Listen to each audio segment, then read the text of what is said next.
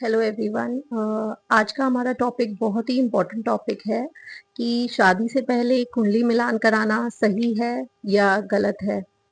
जैसे कि इंडिया में आजकल 90% मैरिजेस फेल हो रहे हैं या फिर फेल नहीं भी हो रहे हैं, बट आप अपने से बड़ों बड़ों से जाके अगर आप पूछो तो आपको आसपास 90% ऐसे कपल्स मिल जाएंगे जो बोलेंगे कि हाँ, पंडित को कुंडली दिखाई थी और 30-32 गुण मिल रहे थे, बट अभी ठीक है, चल रहा है, नॉर्मल है। मतलब बहुत लोग खुश नहीं है अपनी मैरिजेस में। तो प्रॉब्लम कहाँ आ रही है? क्या हमें इस मैच मेकिंग के प्रोसेस को ट्रस्ट करना चाहिए या फिर हमें अपनी इंट्यूशन पे जाना चाहिए? देखिए, एक्चुअली में होता क्या है ना कि जैसे लव मैरिजेस भी लोग करते हैं, तो शुरू में सब कुछ बहुत अच्छा लगता है, सब लवी डवी होता है, लेकिन आपने कई ऐसे केसेस देखे होंगे कि शादी के 1 महीने बाद ही डिवोर्स हो जाता है या फिर 5-6 साल बाद प्रॉब्लम स्टार्ट हो जाती हैं। और कुछ तो ऐसे केसेस आ रहे हैं न्यूज़ में कि सुन के ही दिल दहल जाता है। तो आप किसी भी लर्नेड एस्ट्रोलॉजर से सबसे पहले तो ये जानें कि क्या आप मैरिज के लिए बने हैं या आप नहीं बने हैं, क्योंकि वहीं पे सारा प्रॉब्लम आ जाती है कि हम मैरिज के लिए बने ही नहीं होते, बट स्टिल एक सोशल ऑब्लिगेशन के लिए हम मैरिज जैसे एक डिफिकल्ट प्रोसेस में घुस जाते हैं और फिर हमें बाद में प्रॉब्लम्स फेस करनी पड़ती हैं और सामने वाले की लाइफ भी खराब ही हो जाती है।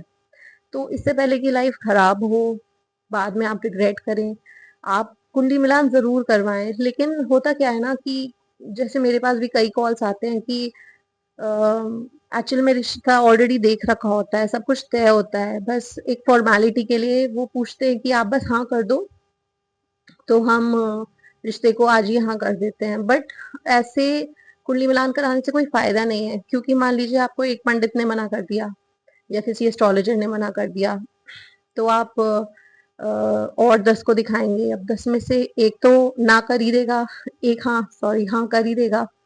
तो अब क्या होगा ना, आपने करनी तो अपनी मर्जी की है, करनी तो वही है मैरिज, बस एक ठप्पा लग गया कि हाँ कुंडली मिलान करवाया था, गुण मिल गए थे। तो गुणों पे कभी भी ना जाएं।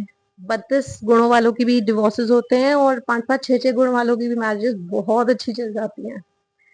तो मेरा ये कहना है कि आप या तो इस प्रोसेस को फुली ट्रस्ट करें, पहले आप खुद को जानें, किसी भी अच्छे एस्ट्रोलॉजर से आप बात करें और शादी के प्रोसेस स्टार्ट होने के टाइम पे आप कंसल्ट करें।